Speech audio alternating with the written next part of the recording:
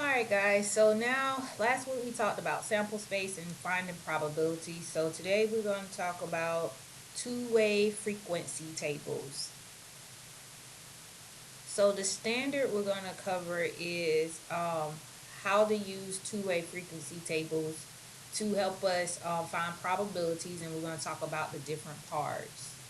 So let's go over key vocabulary. We already know from last week relative frequencies um, means that um, let's see, how can I explain this to you? Relative frequencies are the frequency of an object, the percentage of an object in a data set. For an example, let's say we put 15 names in a bag and two of those names says Priscilla. So the relative frequency for Priscilla would be 2 out of 15. And you can write that as a percentage. So let me see.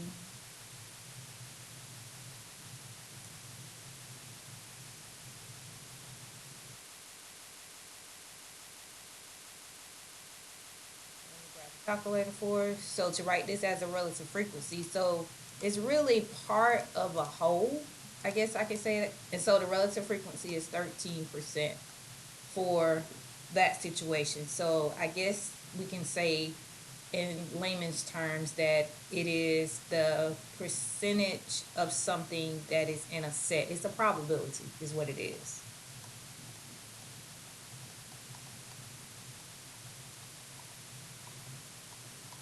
That's the best way I can say it. A marginal frequency is the frequency on the sides of a two-way frequency table, and I'll show you what that means.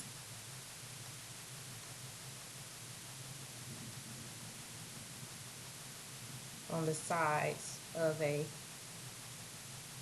two-way frequency table.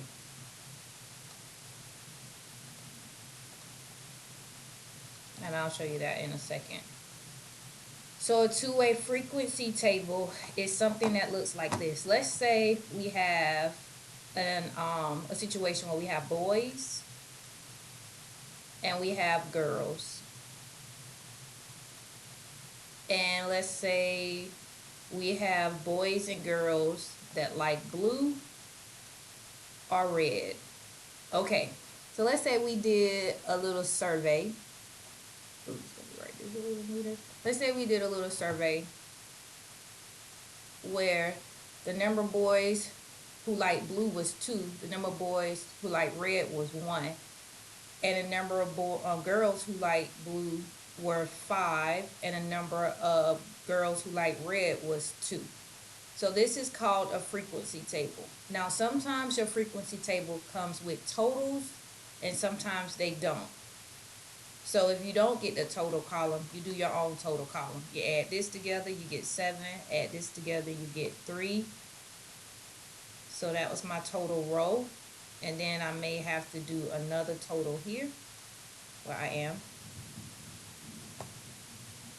So if I do total right here, this would be 3 boys, 7 girls, and both of these should add up to be 10. Now, so what's the purpose of this table? Well, the purpose of a two-way frequency table is a way to organize data to help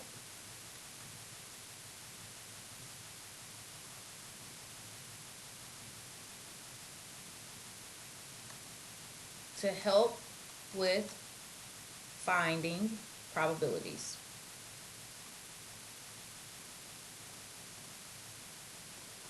That's the purpose of a two-way frequency table. Now, I just told you something about marginal frequencies. Marginal frequencies is this part right here. It's the total columns and rows. That's what's your marginal frequency. A joint frequency is the frequency in the inside. Boys and blue, that's a joint frequency. Boys and red, that's a joint frequency. A relative frequency would be, okay, what is the probability of getting, or what's the relative frequency of having a boy that likes blue. So we would be 3 over 10. Or what's the probability of having boys that like boys that like blue, and then that would be 2 out of 10. That would be your regular relative frequency. Probability we talked about last week is what you want over the total sample space, and it's a chance of something happening, and this is between the numbers 0 and 1. And the next one that's new is the symbol for and probability. The symbol for and is this. So if I wanted to say what is the probability of getting a boy, I'm going to say for B for boy, and that he likes the color blue. And then of course you would say that would be 2 out of 10. Okay? And that's that. And we'll talk more about and as we get on. So write these vocab words down and you'll refer back to them as you're doing these problems.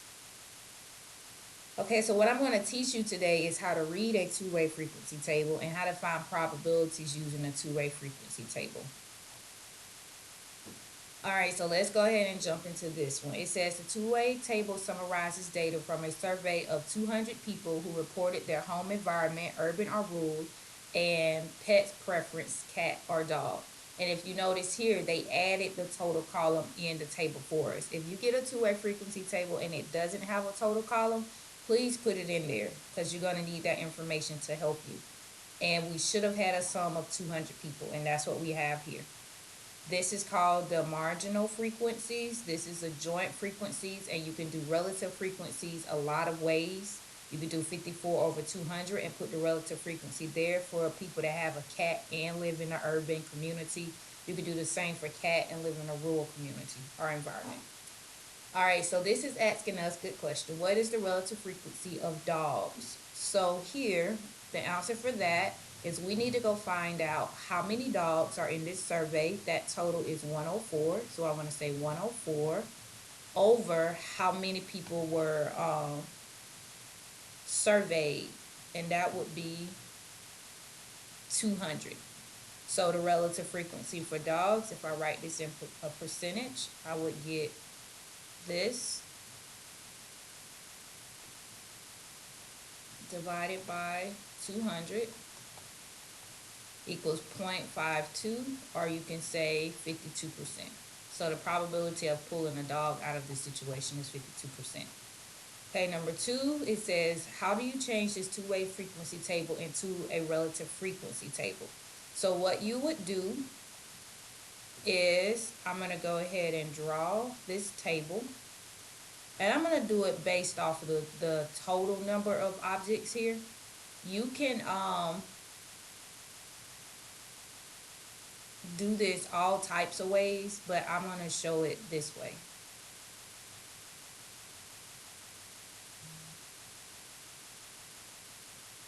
Okay, so we have urban, rural, and then we have the last row, which will be our total. I should have already had a table drawn, but it's okay. We'll do it like this. We'll hand draw it. Okay, and then here we have cat, dog, total. All right, so in the urban area, we're going to get the relative frequency for a cat. That would be 54. Well, for the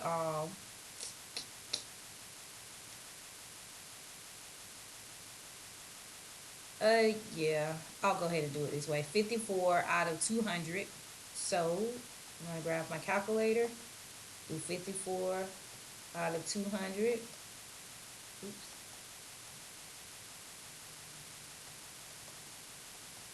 That's 0.27. So that's the relative frequency or probability of pulling a cat out of this situation. And then the next one, I want to do what's the probability of pulling a cat and we're living in the rural area. So we would do 42. I think you guys are getting my gist.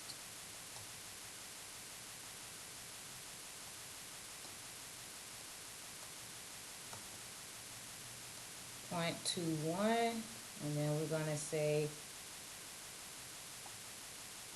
that total, so 96 divided into 200, 0.48, and that's what we expected to get if we added those two together. And then the relative frequency for a dog in urban, 80 divided by 200, 0.4. And then we'll do dog and rural, 24 divided into 200 equals 0.12. And then if we add these two together, we should get 5.2. And let's go check to make sure. So, oh yeah, we did that one already, 0.52. And then here, if we add this together, we should have 0.67. Here we should have 0.33. And when we add this together, we should get 1, which is 100%. And let's double check to make sure. That's one way that you can do the frequency table. Now, there are other ways you can do it too. And this is 0.67. And then 66 out of 200. There are all types of scenarios you can get. Yep, 0.33. And then we add that together. And that should equal 1. And 1 is 100%. Okay, so that's our relative frequencies. So the next question says, if a person's survey is chosen at random, what's the probability that their home environment is urban and their pet preference is a cat? Ooh, y'all, it's raining outside. So we're going to go to the home environment is urban, and the pet preference is cat. So the answer to number 3, since we already have our regular relative frequency, I would say their home life is urban and they have a cat.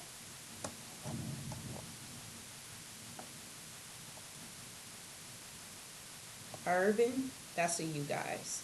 And this is the and symbol.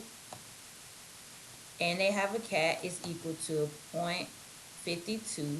Or you can say, oh, not 0.52, I'm sorry. That's 0.27. Urban and have a cat, that's 27. That is what we call a joint frequency, or you can say 27%. Because if you know the relative frequency, then you know what the probability is. Okay, let's see what the next question is. Okay, here's another example. It says the company has an office in Austin, Texas, and an office in Copenhagen, Denmark. The company wants to know how many employees get to work, how their employees get to work. So they take a survey of all the employees and summarize the results in a table. So here's their survey, and they organize it into the table. It says if an employee is selected at random, what is the probability that they work in Austin and drive a car to work? Now notice the totals are already here, so we're good. We don't have to add that in there. And it says that this person works in Austin and drive a car to work. So I'm going to go to Austin, and they drive a car. They work in Austin, okay?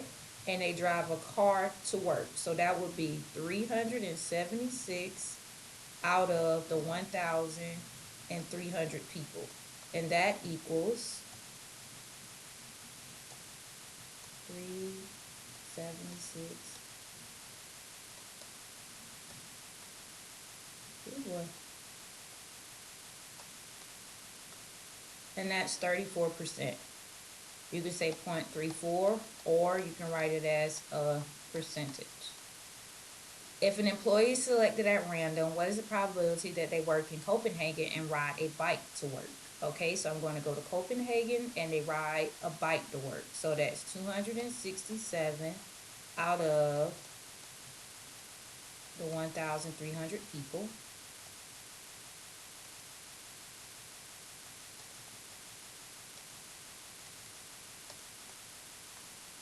And that's 24%.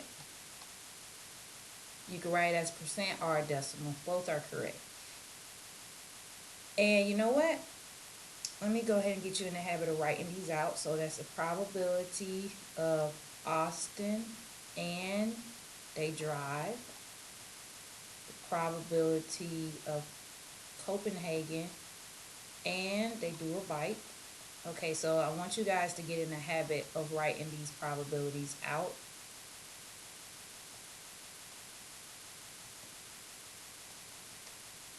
Okay, and now it says if an employee is selected at random, what is the probability that they take public transportation to work?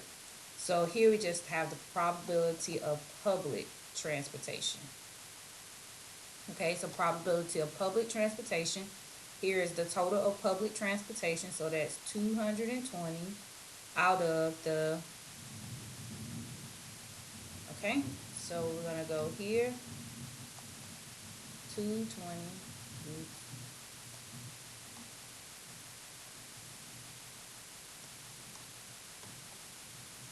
So that's about 20%. So 0.2, or you can put 20%. It says if an employee from Copenhagen is selected at random, what is the probability that they ride a bike to work? So this is what we call a conditional probability. So I'm not going to give you the symbol for that one yet, but I am going to go ahead and show you how to do it. It says if an employee is from Copenhagen. So here is Copenhagen. So I'm looking at only Copenhagen. So that's out of 477 people, and they ride a bike to work. So that's this. So I would go ahead and say probability of getting a bike, but you are from Copenhagen. This is what we call conditional probability. So you want to know what's the probability of getting a bike, but you have to live in Copenhagen, or you have to be from Copenhagen. So you would say 477 is the total, and how many people ride a bike that's in Copenhagen. So that's 267. All right, so now we go to 267 divided into 477, and that equals 56%. Or you can put 0.56, same thing. It's just the decimal form. If an employee takes public transportation to work, if an employee who takes public transportation, the public transit to work is selected at random, what is the probability they work in Austin? So this time you have to be, you want to be from Austin, but you have to take public transit. So I'm going to say, I want somebody that's from Austin, but they're on the bus. They take the bus to work, or the public transit. So that's another conditional probability. So here, my public transit has 220 people. Wait. My public transit has 220 people, and the ones that are from Austin that takes the public transit is 125 over 220, and that equals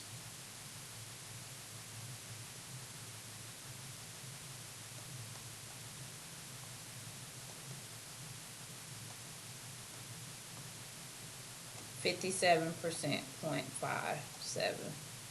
Okay, and it says, how does the last two questions differ from the first three? Well, the first three was an and probability and then a regular probability, whereas the second two were conditional probabilities.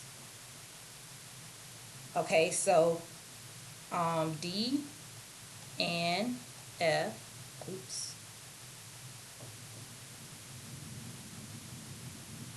D and F have conditions that have to be met.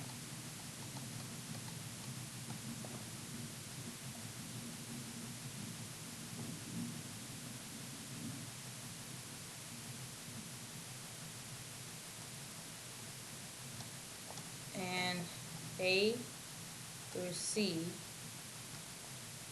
are, we'll just call them general probabilities.